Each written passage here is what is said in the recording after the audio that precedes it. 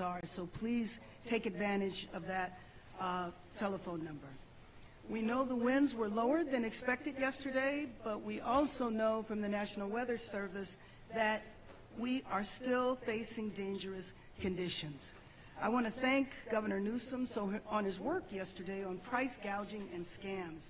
We're taking this seriously and have made it so Los Angeles residents can report price gouging by calling a number with the city, 311.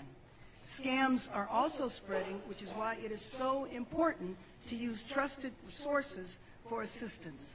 On the positive side, the Disaster Recovery Center in West LA did a soft opening yesterday. It was open just for about 4 hours, and in those 4 hours, over 100 households came. It was encouraging to see the number of people who were there, many of whom travel from disaster to disaster. I met individuals from the SBA who had been in Hawaii. I met other individuals that had been in hurricanes in the South. Department of Motor Vehicles, FEMA, the Employment Development Department. There are a variety of resources there that people can take advantage of. But I do have to tell you, what was the most touching experience was to meet a woman from Pacific Palisades who had lived in Palisades for over 40 years, and she lost her home. She told me that she was staying with her daughter, and I asked her what kind of services she was looking for there. And she said she wasn't services. She was there to volunteer. Having lost her house, she was there to volunteer. To me, this is an example of the spirit of Los Angeles, selfless and resolute, that we will make it through these fires and we will rebuild. When I think of individuals who have lost their homes, it's not just a matter of losing a house. You've lost memories, family, all of the experiences that took place there are gone, and gone unexpectedly, gone rapidly. So at the same time as we prepare to make it through the rest of this emergency, we also have to start putting in place what we need to do to rebuild. And so I mentioned a couple of days ago, I did an executive order to expedite the rebuilding so those individuals will not have to go through the long waits that are usual. But yesterday, this Los Angeles City Council met and passed a number of motions that will assist in that effort. As Supervisor Barger said, we are one city, we stand together. The city and the county will do everything we can to expedite the rebuilding. If you need any resources, you can go to lacity.gov. I also want to thank the generosity of legitimate philanthropy, because there is legitimate philanthropy out there, and I hope people give generously. The California Community Foundation's fund that now has over 20,000 donations, over $18 million, a significant contribution last evening from Mayor Rex Richardson from Long Beach, and the people of Long Beach contributed $500,000. This is how we will rebuild our city. We will rebuild our city stronger. Thank you. And let me now introduce Supervisor Lindsay Horvath. I want to reiterate the particularly dangerous situation today. Get ready now and be prepared to leave. For our county service and school updates, yesterday our board started the process of a county relief program for victims of all fires. There's more information to follow, and we will continue to act swiftly to support our residents. The County 211 wait times are now under 5 minutes. Please use 211 to access county resources and information. Several more LAUSD schools are open today. Palisades Charter Elementary students should attend Brentwood Science Magnet Elementary. Marquez Charter Elementary students should attend Norrish Sterry Elementary. You can call the Department of Animal Care and Control at 562-940-6898 to help with pet reunification. LA County Parks are hosting care camps for young people impacted by the fires. You can register at parks.lacounty.gov/care camps. And there's more information on all recovery efforts throughout the county at recovery.lacounty.gov. Because of the particularly dangerous situation, there may be additional power outages. Please take this opportunity to charge your phones and batteries and to make sure that you are prepared in the event of a power outage.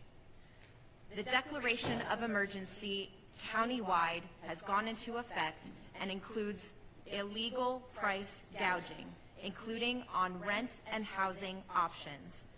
We cannot raise the price of rent, goods, or services more than 10%. There are both criminal and financial penalties. These are enforced by our district attorney, as you heard. Through the county's declaration of emergency, our county council and our director of Consumer and Business Affairs have the authority to impose civil penalties. And I spoke with our Attorney General of the state this morning, who is vigorously investigating cases at his level. We are taking these instances seriously, and there will be consequences. Under our county emergency, we also know that this could include misdemeanor charges. The governor, as you have heard, has also issued a new executive order, and we thank him for his support and leadership. To report price gouging or other predatory practices, you can do so at oag.ca.gov/report, or you can call 800-593-8222. For more emergency updates, you can still see those at emergency.lacounty.gov. And I want to echo the thanks to our first responders, to our volunteers. I also want to especially acknowledge LASA, those who are working in the county's newly established ECRC, and our homeless initiative efforts supporting those who are unhoused in fire danger areas. Our ICP has deployed more than 15,000 people throughout Los Angeles County for all of these fires. We thank each and every person who is helping Angelenos in this critical time. Los Angeles and the state of California have stepped up. We have been supported by people throughout our nation, and together we will recover. Thank you. And now I'd like to introduce FEMA Region 9 Administrator Robert Fenton Jr. Thank you, and good morning. I just want to first give an update on our registrations for our individual assistance program. We're up to 53,000 registered, almost $12 million provided. And yesterday I had the opportunity to visit the UCLA Disaster Recovery Center with Mayor Bass to mark its opening. And as was discussed, a number of federal, state, local, nonprofit organizations there. Survivors impacted by the fire could go there to get many different services. I think there's over 70 different organizations there working to provide help to individuals affected by the disaster.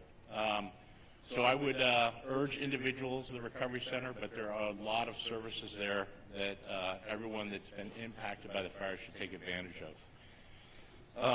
The second thing I want to talk about is our transitional shelter and assistance program, which we just activated last night. The governor has requested that FEMA activate its transitional shelter and assistance program for displaced survivors. I'm happy to announce as of today this program is now open. The transitional shelter and assistance allows for fire survivors to stay at participating hotels to help fill the housing gap until they can identify a short or longer term housing solution.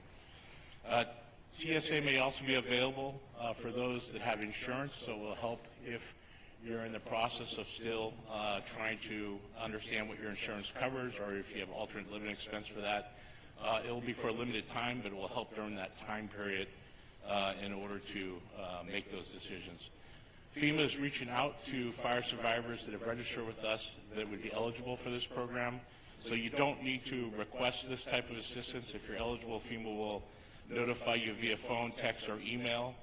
Underneath this program, FEMA pays for the cost of the room, taxes, and non-refundable pet fees directly to participating hotels. Survivors are responsible for other ancillary costs like laundry or restaurants, parking, telephone service, etc. TSA is a temporary sheltering program. FEMA will continue to communicate with those in our program every 14 days to determine the need for longer-term sheltering and what other resources are available to you. Lastly, I want to talk about the next steps we're taking to start the process toward recovery and rebuilding. The governor has requested that the federal government remove all household hazardous waste from properties impacted by the fires. We had a meeting yesterday with the county, the city of LA, and all the other impacted communities, public works directors, and we have directed the Environmental Protection Agency to do this, and I've allocated $100 million to go ahead and get this started. EPA's mission will be to reduce the immediate threat of hazards. They do this by removing everyday products like paints, cleaners, solvents, oils, batteries, pesticides, larger asbestos debris, and also pressurized fuel cylinders, lithium-ion batteries. EPA will stand up 40 teams over the next couple of days, which equates to approximately 500 personnel. EPA will work in close coordination with the state, county, city, and local communities across the fire areas, including the incident commands of Palisades and Eaton, to remove household hazardous waste. This will be the first step in getting survivors back to their homes and communities by removing those hazards from that area, so that then we can get into greater debris clearing and ultimately rebuilding. Thank you.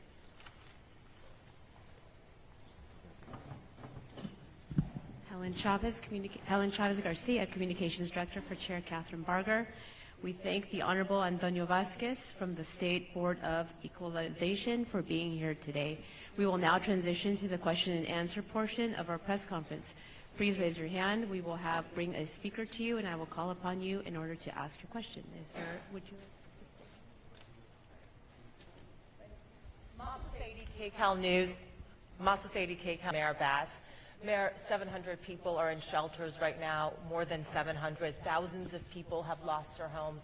I know you are trying to expedite the rebuilding process, but realistically, how long is it going to take for these folks to get a roof over their head? Can you give us a timeline? I wish that I could give you a timeline. I can't specifically, but what I can tell you is that the people that are in shelters, people are there for a lot of different reasons. I know some of them might be unhoused. But the rebuilding process, we have to set the guidelines and the policies in place, which is what we did, and we will be kicking that off. We have a lot more to do. As I mentioned, the City Council met yesterday. We need to put all of those policies together and begin right away. The first step, though, was yesterday, and that was the Disaster Assistance Center, for people to get all of their paperwork together. Whether they go to the Assistance Center or not, that is the first step. And I know individuals are talking to their insurance companies, et cetera. And price gouging, you're talking a lot about price gouging and how innocent people, but bidding wars are not. Actually, the FEMA director wants to respond to you as well. Yeah, I just want to add to that. We will be sending personnel from our teams to the shelters to see how many are eligible with our programs, and if we can move into transition shelter and put in a more safer housing environment into a hotel. So we'll be doing that over the next day or two to help move people to a better situation than the congregate shelters are in right now. And on the price gouging that we're seeing happening with rentals, again, price gouging is illegal, but bidding wars are not. If the tenants are driving that, we're seeing more and more evidence of these bidding wars. Should people here in Los Angeles be bracing for rents to dramatically increase, or is there anything you can do to try to stabilize the market? So here's how bidding wars work. If a landlord or someone who's renting out a particular house or room had an original price before the wildfires and the state of declaration occurred, and keeps that original price, but others give him or her additional money to rent, and they take absolutely no action whatsoever to in any way increase that price, then it falls in a gray area. I don't want to say it is 100% legal, but it is a gray area. But if the landlord or the renter or the person renting goes ahead and engages in a discussion amongst different people as to which price they're going to take that is more than 10% ahead, they're engaging in price gouging. So again, what I would strongly, strongly urge anybody who's renting or selling or providing a service is that if you receive more than 10% of the amount that you would have received before these wildfires, you are now entering into the world of price gouging. You will be prosecuted. Thank you. We're going to go right over here. Hi, this is Kate Cagle with Spectrum News 1. I have a question for Mayor Bass. What was your involvement in emergency preparation in the decision not to deploy up to 1,000 available firefighters last week, given that the National Weather Service was warning about this life-threatening and destructive windstorm? This is in regarding to the reporting in the Los Angeles Times. I will let Chief Crowley answer that.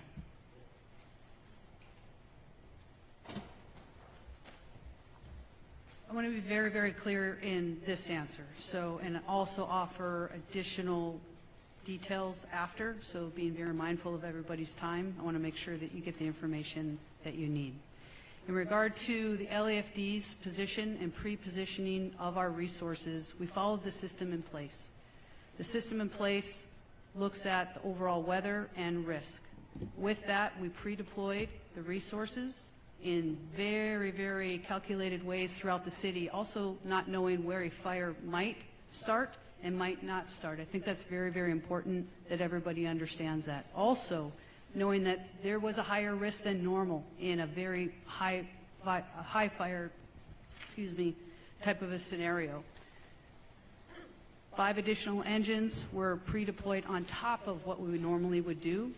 But again, out of respect for everybody here, I'd like to offer very detailed information to share with everybody as to what and how we pre-deployed and what came into the decisions that we made on that day and then following the fire. City, doesn't the buck stop with you as far as emergency preparedness and preparing for the wind event that was forecasted? The buck always stops with me, but I think you received your answer from the chief.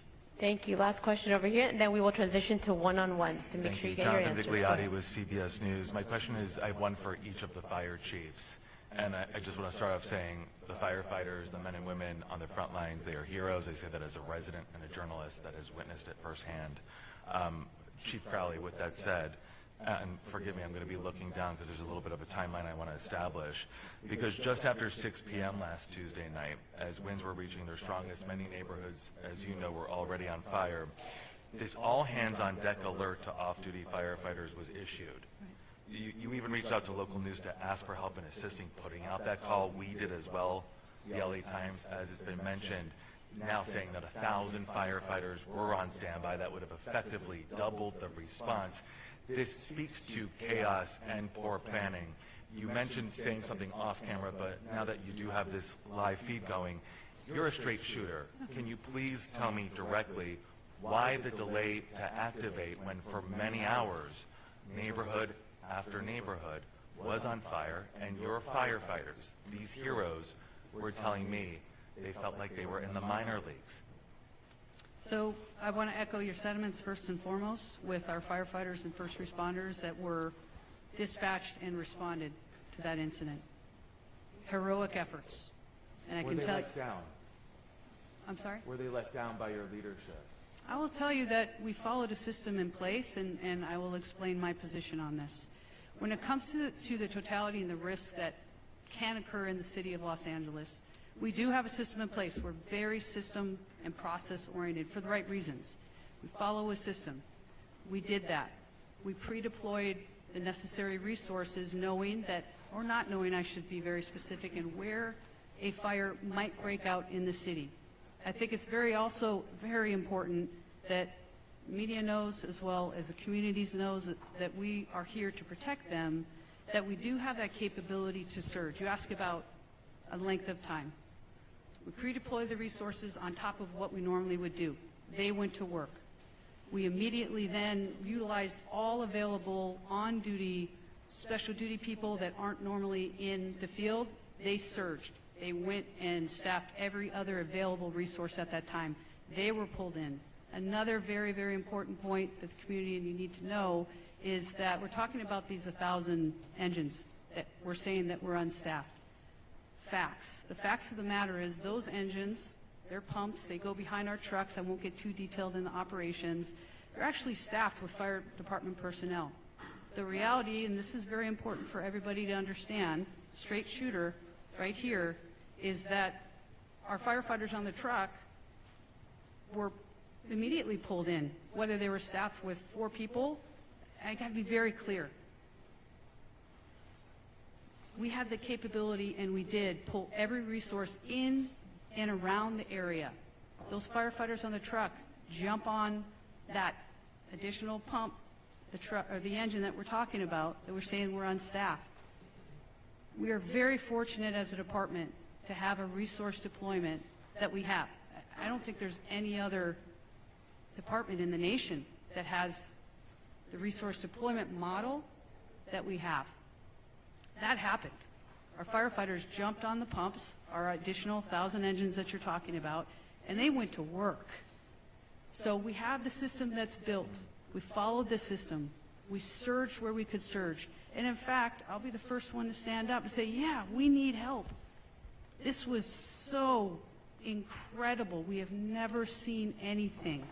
And to say or to think that the LAFD leadership or whoever we want to point to doesn't care about the communities that we serve, that we don't do everything that we can with the capabilities and the limitations of what we have or don't have. I can tell you and stand before you, we did everything in our capability to surge where we could. We had the flexibility built into the system. Had you responded sooner, had you activated those reserves sooner, Could you have saved more neighborhoods and more lives? I would think fundamentally, as we surged exactly how we did, our firefighters pushed in, they did everything that they could, and it's a what if. Again, I want to also focus on... So you wouldn't do anything different? No, of course there's always lessons learned, I tell you. I am taking this to the highest of high thought processes of how the LAFD and our entire region could do better in the future. And let me be very, very clear. The other piece is what and how quickly we were able to surge, not only with limited capacity within the fire department, thank agencies around us. That happened so quickly without delay with a phone call. We got the resources where we needed to do the greatest good at that time. Thank you. Thank you. We're gonna go ahead and transition. I'm sorry, we're out of time. Let's go ahead and do our one-on-ones. Please move forward. We can connect you to the speaker that you want to speak to. Thank you for attending today's press conference.